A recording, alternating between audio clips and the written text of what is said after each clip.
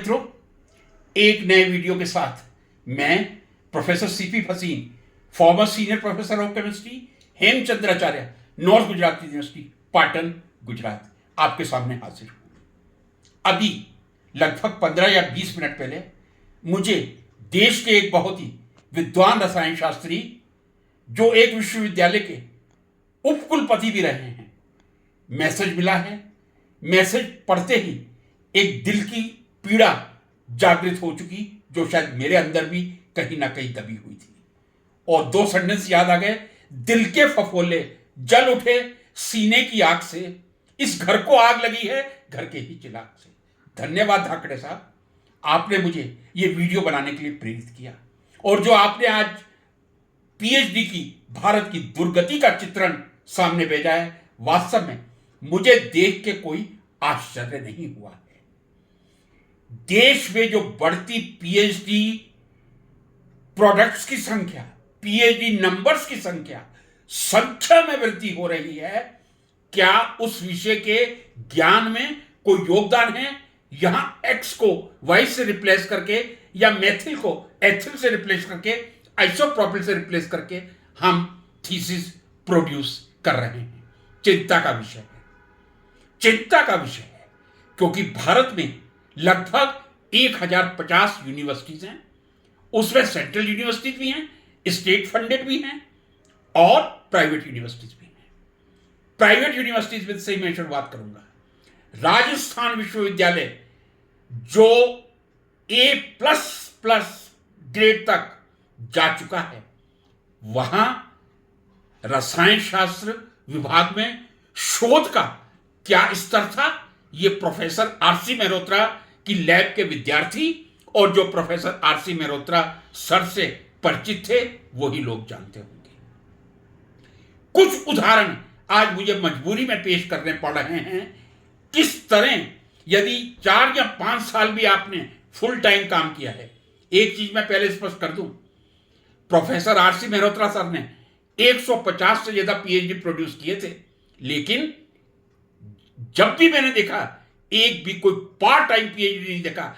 मुझे याद नहीं आता, शायद शुरू के जो उनके हम उम्र स्टूडेंट थे, प्रोफेसर टंडन या अन्य, शायद उन्होंने गोरखपुर या इलाहाबाद में पीएचडी उनके साथ की हो।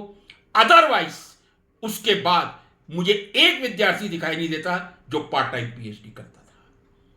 लेकिन यदि मेहरोत्रा सर के ग्रुप में किसी ने 4 साल पीएचडी की है, और एक गलती होना स्वाभाविक है, लेकिन आप डेलिबरेटली गलती करके आईआर की पीक गलत रिपोर्ट कर गए, या मेल्टिंग पॉइंट आपने फेंक दे दिया, थीसिस सबमिट नहीं हो सकती थी, चाहे आपने 4 साल काम किया है या 5 साल काम किया है। जो 80 से 87 तक के विद्यार्थी हैं, उनको बहुत अच्छी तरह ये चीज मालूम होगी, उनसे पहले वालों को भी और बाद वालों को। इसको रिसर्च कहा जाता है।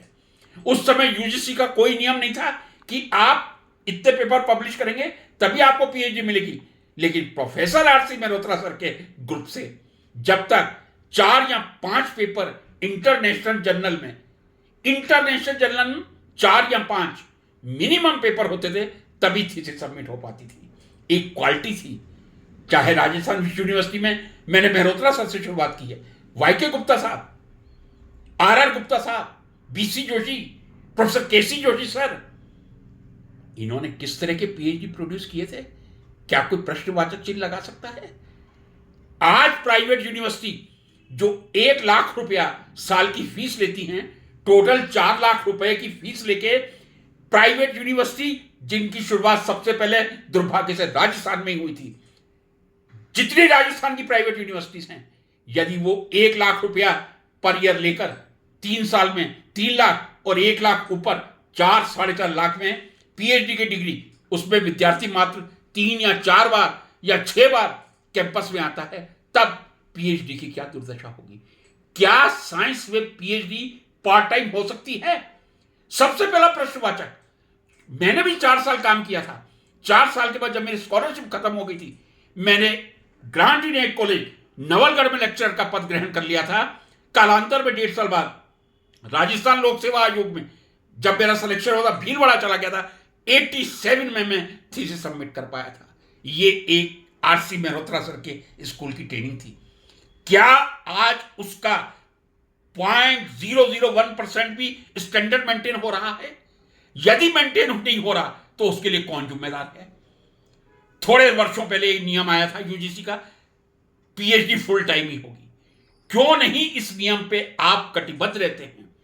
मैं कह सकता हूं लगभग हर यूनिवर्सिटी में जो लोग स्कॉलरशिप भी ले रहे हैं, पीएचडी भी कर रहे हैं और साथ में जॉब भी कर रहे हैं। इस पर नियंत्रण कौन करेगा? वाइस चांसलर नहीं कर सकते। माफी के साथ कह रहा हूं, वाइस चांसलर प्लीज करने में रहते हैं, पॉलिटिकल पार्टी मेरी कुर्सी बचा के रखे, दूसरा टर्म मिल जाए, वो नहीं कर सकेंगे। यूनिवर्सिटी विश्वविद्यालय कल्प्रिट है।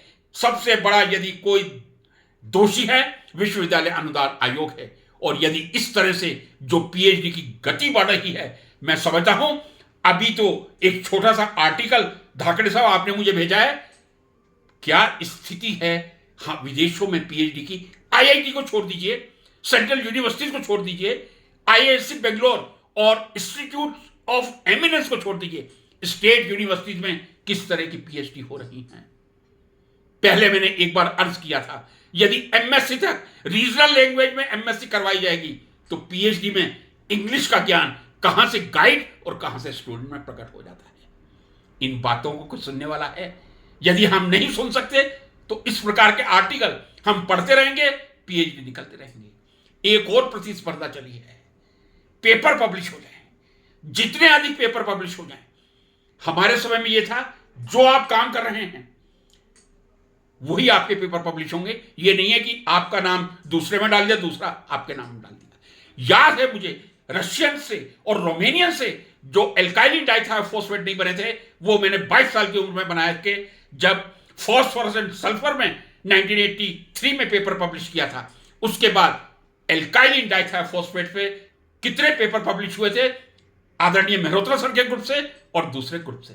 लेकिन मेहरोत्रा सर के ग्रुप से एल्काइलिन डाइथायोफॉस्फेट में जब पेपर किसी और रिसर्च स्कॉलर का जाता था, केवल मेरे पेपर का रेफरेंस होता था SPH Chauhan, CP Bhasin, G Srivastava, RC Mehrotra, Phosphorus and Sulphur 1983, नाम नहीं होता था। आजकल तो मैं 30 पेपर पब्लिश कर लूं, नाम डालता जाऊं, और इसी का परिणाम है आज जितने पीएचडी हैं, आज उनको अच्छी पोजीशन लेने में बहुत कठिनाई का सामना करना पड़ा। किस तरह की पीएचडी स्टेट यूनिवर्सिटीज में हो रही हैं, मुझे कहने में संदेह नहीं होगा। इससे तो पीएचडी बंद कर दी जाए, कृपया पुस्तक लेखन को प्रोत्साहित किया जाए। उसमें भी मैं जानता हूं पुस्तक लेखन में क्या होता है, लेकिन कम से कम रिसर्च तो इम्प्योर, अपवित्र नहीं होगी। मैं अपवित्र शब्द काम में लूंगा। कृपया करके विश्वविद्यालय अनुदान आयोग, कुलपतियों से मैं आशा नहीं करता, आप तो राजनेताओं को खुश करते रहिए, अपनी कुर्सी बचा के रखिए, लेकिन ये जो पीएचडी का गाथा है, पीड़ा है, यदि किसी विश्वविद्यालय के कुलपति के मुंह से सुनता हूं, दिल को पीड़ा होती है कि आपने 3 वर्षों में विश्वविद्यालय के रिसर्च स्तर को कितना सुधारा है।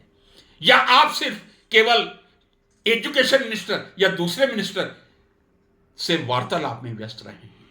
पीएचडी के स्तर को सुधारना होगा। विश्वविद्यालय अनुदान आयोग को, हायर एजुकेशन कमीशन कड़े कदम लेने होंगे। वाइस चांसलर को एक टीचर बनना पड़ेगा और टीचर्स को एक सच्चा शिक्षक बनना पड़ेगा। रिसर्च में आरसी मेहरोत्रा सर की लैब का उदाहरण लेना पड़ेगा।